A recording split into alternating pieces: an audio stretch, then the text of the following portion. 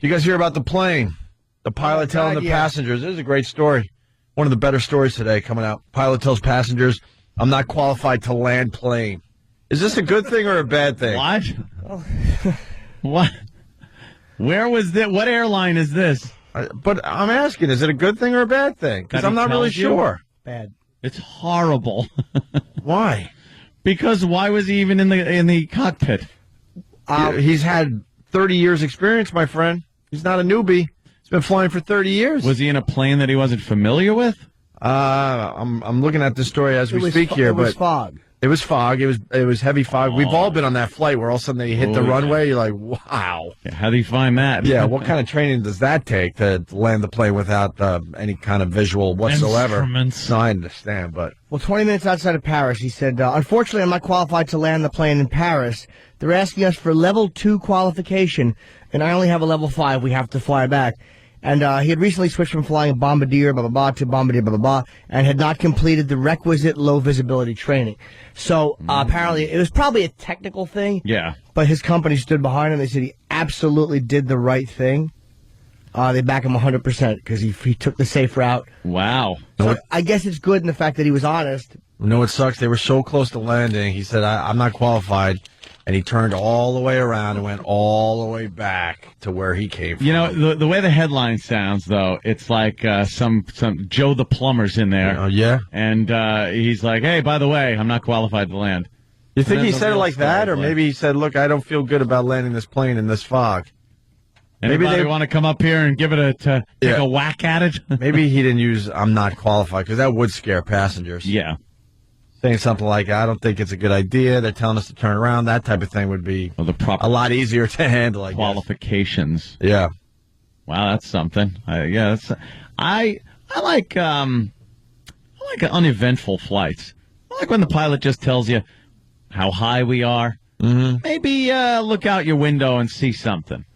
You don't want things like there's a problem or that sound you just heard was... They don't even do that, though. I wish the pilots would talk just a little more. You never want to hear them go, engine number 2. Right. Or just any engine. Sure. You never want to hear them bring up an engine. I think there's a lot of people that hate to fly, and if that pilot would just come on every once in a while and give you a little something, I think so many more people would enjoy flying. They're probably sleeping. You think they're sleeping in there? They sleep up there. Not both at the same time, but... Well, what if the other one starts nodding off like... effing Club Soda Kenny does as you're driving home from Boston. It did happen. Yeah, it did. In L.A., right? They overflew L.A. by like a half hour. Yeah, both pilots were sleeping. And it's automatic pilot. Whoopsie. They kept it going. I demanded Kenny pull over once, and he had to admit, yeah, I guess you're right. I guess I have been falling asleep for the last 30 miles. Great. Isn't that fantastic? Great. Thanks, Kenny. I was driving with my brother once, back down from upstate, and I'm looking at him, and I go, you're falling asleep. Let me drive. Mm-hmm. And he goes, no, man. I know I'm not going to fall asleep. I don't know you're not going to fall asleep. I go, don't you understand that's exactly what I'm thinking? Right. Like, I'm positive you're falling asleep. So I stopped waking him up, because I would wake him up the second I saw his eyes going. But I waited, and I looked to see where we were going, and we hit the rumble strip. But I went, hey! I go, you know what that was, don't you? You were asleep. Now pull over. It's like, okay. And then I drove. It does suck giving up the wheel. I was falling asleep. Yeah. I was falling asleep on the way to Scranton for a wedding. I had to finally admit it and go, yeah, all right, you drive. I was dead tired, man. It's such a helpless feeling of just, I have no control over my body. I have this 2-ton missile going down the street, and the brains behind it is falling asleep. You smack yourself, you roll the window down, you just tried anything to stay awake, and there's nothing worse. I did the trip from Buffalo to Long Island so many times, and you're just so tired, but you don't want to pull stay over. Awake. Stay awake. You just say the words. You just want to get home. Yeah. You're suffering. Doing, like you said, everything. Smacking your face. Opening the windows even though it's 10 degrees out. Cranking the music. You try everything. You'll get used to anything. At first, you roll the window down and it's freezing cold. You take a breath and go, oh, man, okay, I'm set. Yeah. There's no way I'm falling asleep now. Yeah. And then, like, in 5 minutes, The cold ain't so bad. Half your face is frozen. Right. You're just dozing off. Getting back to the plane story, you were saying you never want to hear Engine 2? Yeah. Listen to this one. Matt in New York. Hey, boys. Hey. Happy birthday, Jimmy. Thank you, fella. Hey, I was I was going on my honeymoon, and we're taking off. We get about 10 minutes into the air, and the pilot goes, we have an extreme hydraulic failure. Oh. And considering the plane runs on hydraulics, Yeah. nothing you could do. Wow, what kind of plane were you on? Was it small or large? Oh, it was a large one. It was going to San Juan from JFK.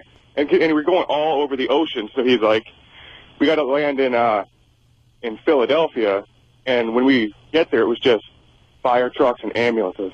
But a massive hydraulics failure. You have, I think, 2 sets of backups. Yeah. Which I believe was the flaw in DC-10s, which caused that one United flight to have such a problem.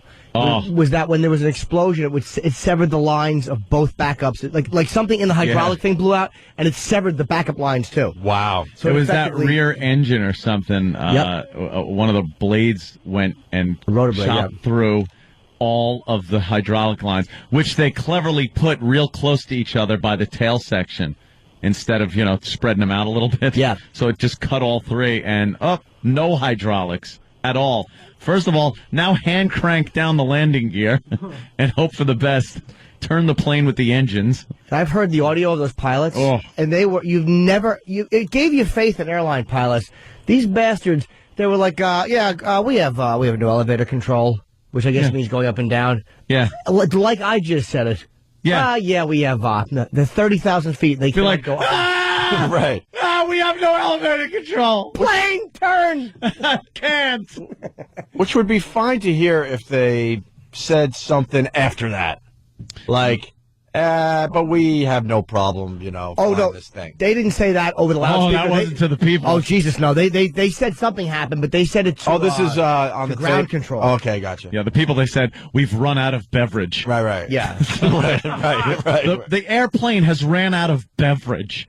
And we mean the plane itself. There's no liquid left. My new thing is I just check out the waitresses on the flights. Is that what you do? And if they're having no problem and they're still trying to figure out, how to pour a soda and get the coffee right for you, I'm like, all right, we're all right. What about when they pull those little seats down from the walls and they buckle up? Well, every time I feel a bump, I look up and they're like reading a book. I'm like, okay, they've been through this, no big deal. Yeah, when they're buckled up. Yeah. The pilot goes, a little turbulence. But every once in a while, you see them, they'll give you a look. You'll see them doing a look like, oh boy. Yeah, the pilots never even say turbulence anymore. Bumps. It's going to get a little bumpy. A little bumpy. A little choppy. Get a little choppy, a little bumpy. For a short period of time, we're going to keep the seatbelt light on. And, the second we get into some clear air, we're going to take that light off. And then you're thinking, okay, we're going to get out of it. And we're going to take the light off. Were you ever on a flight where the plane went sideways, or it felt like it went sideways for a few seconds? In a small turboprop. I was coming home from L.A. No, big one. Big plane, big one. Really? And it was so bad that everybody, including, myself, started screaming. And I went, this is it. Something hit the plane, wind shear, whatever, I don't know. It was on our way back into New York. We're getting close. And it felt like it was sideways, like I was leaning heavy right for a second or two, and everyone started screaming. Were they making like a little bit of a bank turn, and then the wind hit it and really just came a little bit? Jimmy, it came out of nowhere. It was like normal. All of a sudden, this feeling of, wow, we got hit. It felt like we got hit by something. Wow. It's the only way I could describe it, and everyone started screaming. Yeah, everybody. Fun one. Yeah. And just grabbing as hard as you can. And then it was, I don't even know, this is years now, but a couple seconds. And then it was back to like whatever. Yeah. And it landed with no incident. You'd be amazed with the pilot never said anything. The waitresses up there, they were screaming. You ever see a slow motion shot of like a 747 in a test chamber for what the wings. Yeah, I understand what they could do. Yeah, Dude, the wingtips that makes you feel a little better. Are moving like a bird. Mm-hmm. The wings are flapping. They're moving so far up and down. Because sometimes you look out that window and you see the wings going, and they're moving. Yeah, you're like, that's made of metal. Yeah. Is that supposed to do that? How does it not break? I know when I take a piece of metal and I bend it enough times, it gets hot and then it breaks. It's like, how many times has that wing done that? Good point. It's almost 90 degrees before they snap, though. Yeah. It's never going to happen in flight. Yeah. It's not like people think it's two wings on a plane. It's like one structure that goes right through the plane. Yeah. Is the wing. To this day, I don't know what that flight was all about. What happened to the plane? I have no idea. Yeah, you probably hit one of those weird air pockets, or it just went like, whoa. Yeah. Like sliding on a slippery highway for a split second. I don't know. It was weird, man. The thing is, if your plane is flying, you're doing, let's say, 500 miles an hour, and the wind is pretty wacky up high, and then you get a tailwind that whips in at 100 miles an hour, this gust. It takes 400 miles. Then you're only really doing a 400 mile an hour airspeed.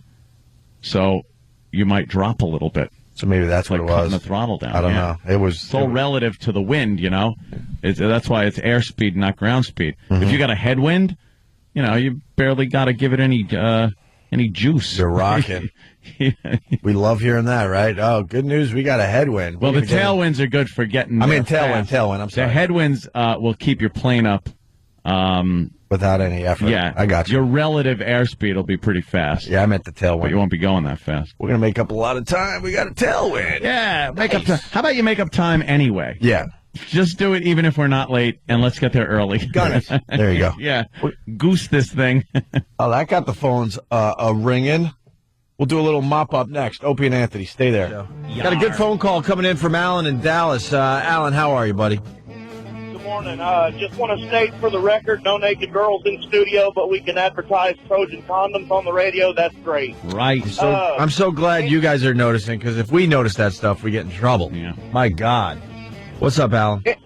Anyway, maybe you get some naked girls. They sell more Trojan condoms. I don't know. Mythbusters did an episode on whether a non-experienced person could be talked down by a pilot over the radio in air traffic control. Yeah. Probably one of the coolest episodes of Mythbusters I've ever seen. I got to go see that Mythbusters. I would love to see that. What was the verdict? Adam and Jamie both went in with a flight plan with nobody to talk them down, promptly crashed the plane in NASA's multi-million-dollar flight simulator. Then they get a guy that's like a 30-year pilot, gets on the radio, you're going to notice the landing gear switch to your right. Go ahead and flip that. Pull your elevator back. Slow your speed. Perfect landing both times. So they completely called it plausible because there was no confirmed cases ever in history of anybody being talked down remotely by air traffic control, but they both did it on the simulator back to back. Our resident expert on Mythbusters, Danny. That is true. They both were able to be talked down and land the plane safely. However, they also mentioned that it would never happen in a real-world environment because the planes these days are so sophisticated and just packed with the latest, technology that when you flip on autopilot, I mean, that plane could fly itself and even land itself if it needed to. So you would never be in a situation where you actually needed to be talked down to land the airplane. Yeah, you would have to. Somebody would have to tell you what. Switches to hit for the autopilot, right, exactly. And the ILS and whatever else you would need to line up with the runway. But what are you going to do? It's going to bring you right in. That's good to know. All right, Alan, thank you. Anyway, see Jimmy at the Borgata on the 18th. Tickets go on sale at 10 o'clock this morning. How good are you? Third show, by the way. Nice, Alan. Thank you. Bye. We got more plane stories coming in. I think we kind of got to get out of here, though. Want to take one more of these? Sure. Flight I was on felt like roller coaster. Flight was delayed after truck hit our plane on runway. Let's go with that one, yeah. Janice. Hi, guys. How are you? Hi. Good. What are you doing?